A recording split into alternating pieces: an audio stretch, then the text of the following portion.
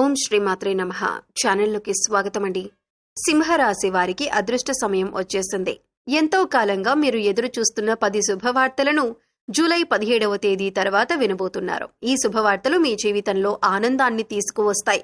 మరి జూలై 17 తర్వాత ఈ రాశివారు వినబోతున్న ఆ శుభవార్తలేంటి?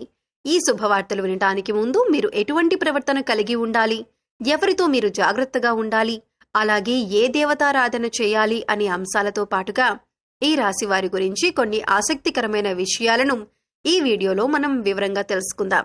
కానీ అంతకంటే ముందుగా మీరు కనుక మన ఛానల్ని ఇప్పటి వరకు సబ్స్క్రైబ్ చేసుకోకపోతే సబ్స్క్రైబ్ చేసుకొని పక్కనే ఉన్న బెల్ ఐకాన్ నొక్కి ఆల్ సెలెక్ట్ చేసుకుంటే మేము ఇలాంటి వీడియోస్ అప్లోడ్ చేయగానే ముందుగా మీకు నోటిఫికేషన్ వస్తుంది. అలాగే వీడియో ఎక్కడా కూడా స్కిప్ చేయకుండా చివరి వరకు చూస్తేనే మేమేం చెబుతున్నామో మీకు పూర్తిగా అర్థమవుతుంది. ఇక వివరాల్లోకి వెళ్ళిపోతే, మిగిలిన రాశులన్నింటికంటే కూడా ఈ రాశి వారిని చాలా ప్రత్యేకమైన వారుగా జ్యోతిష్య శాస్త్రంలో చెప్పబడి ఉంది. మరి ఈ రాశివారు ఎందుకంత ప్రత్యేకమంటే, వీరికున్నటువంటి సహాయం చేసే గుణం, కార్యదక్షత, సంయమన పాలన వంటి అనేక అంశాలను కలిగి ఉండటం వల్ల ఈ రాశివారు అందరికంటే ప్రత్యేకమైన వారుగా చెప్పొచ్చు. అయితే ఈ రాశివారు ఈ సమయంలో మీరు జాగ్రత్తగా ఉండాలి. ఈ సమయంలో మీరు చేయవలసిన పని ఏంటంటే, ముఖ్యంగా మీరు ఎటువంటి పరిస్థితుల్లోనైనా మౌనంగా ఉండటానికి ప్రయత్నించండి.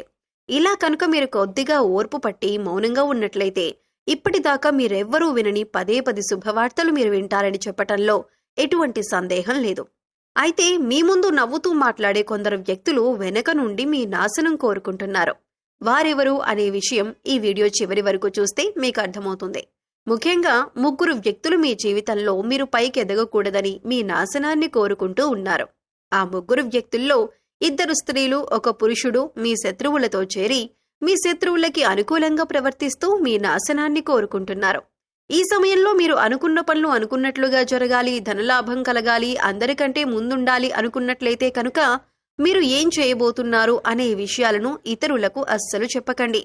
మౌనం వహించండి. ఎందుకంటే మీరు జీవితంలో ఎదగటం ఇష్టం లేనివారు ఖచ్చితంగా మీ మాటలు వింటే మీ నాశనాన్ని కోరుకుంటారు.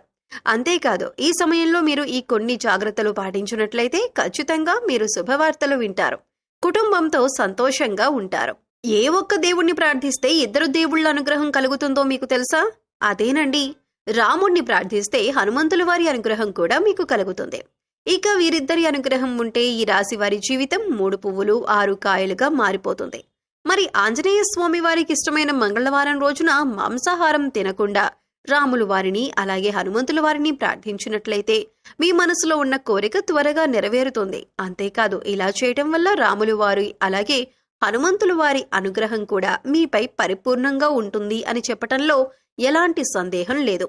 ఇక అనేక రకాలుగా శని దోషాలతో బాధపడేవారు, అంటే ఏలినాటి శని, అర్ధమ శని, అర్ధాష్టమ శని, ఇలా అనేక రకాలుగా శనితో కలిగే ఎటువంటి దోషాల నుంచైనా బయటపడాలి అంటే మంగళవారం నాడు ఆంజనేయ స్వామి వారిని విశేషంగా పూజించాలి.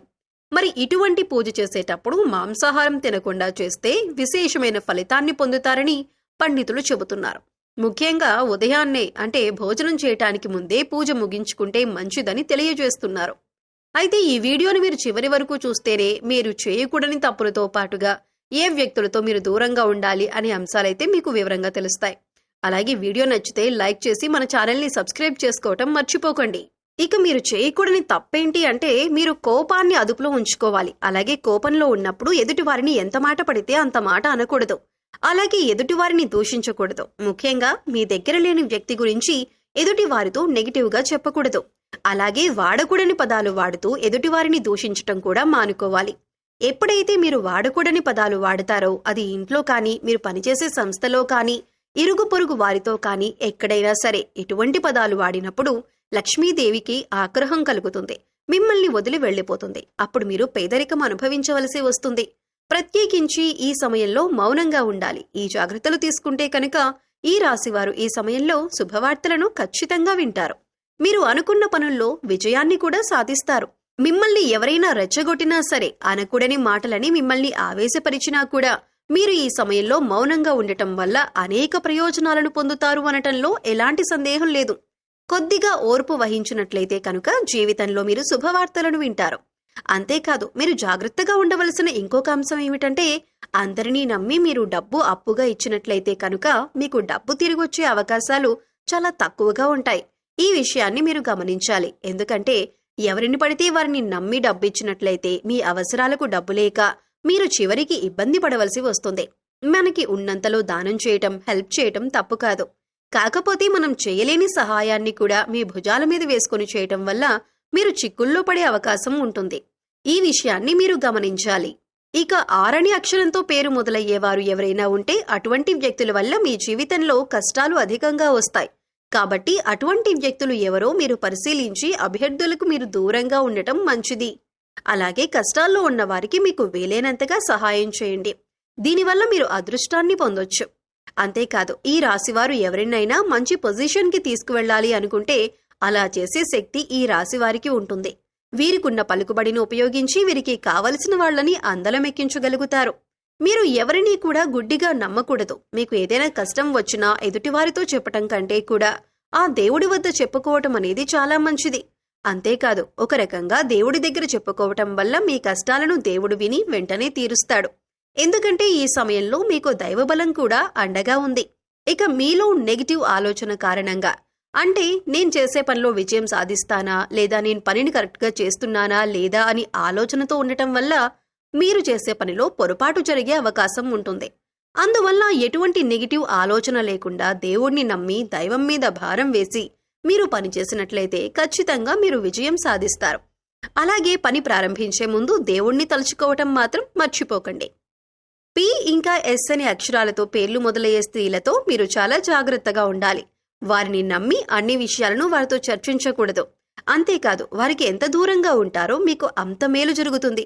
అలాగే ఆర్ అనే అక్షరంతో పేరు మొదలయ్యే మగవారితో కూడా ఈ రాశివారు దూరంగా ఉండాలి. ఎందుకంటే ఈ ఇద్దరు స్త్రీలు ఇంకా పురుషుడు మీ నాశనాన్ని కోరుకునే వారిలో ఉండే అవకాశం ఉంది. ముందు చెప్పుకున్న విధంగా ఈ అక్షరాలతో పేర్లు మొదలయ్యే ఇద్దరు స్త్రీలు అలాగే ఒక పురుషుడితో మీరు చాలా జాగ్రత్తగా ఉంటే మీ జీవితంలో మీరు ముందుకు వెళతారు.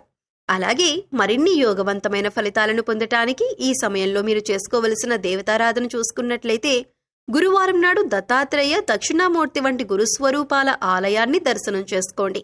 మాస శివరాత్రి రోజున శివుడికి అభిషేకం చేయించుకోండి.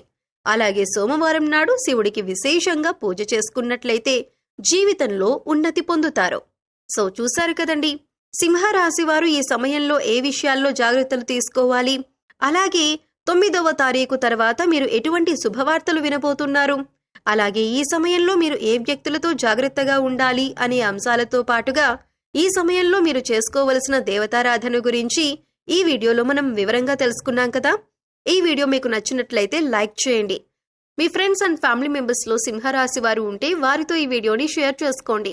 అలాగే ఇప్పటి వరకు మన ఛానల్ని కనుక సబ్స్క్రైబ్ చేసుకోకపోతే సబ్స్క్రైబ్ చేసుకొని పక్కనే ఉన్న బెల్ ఐకాన్ నొక్కి ఆల్ సెలెక్ట్ చేసుకుంటే మేము ఇలాంటి వీడియోస్ అప్లోడ్ చేయగానే ముందుగా మీకు నోటిఫికేషన్ వస్తుంది.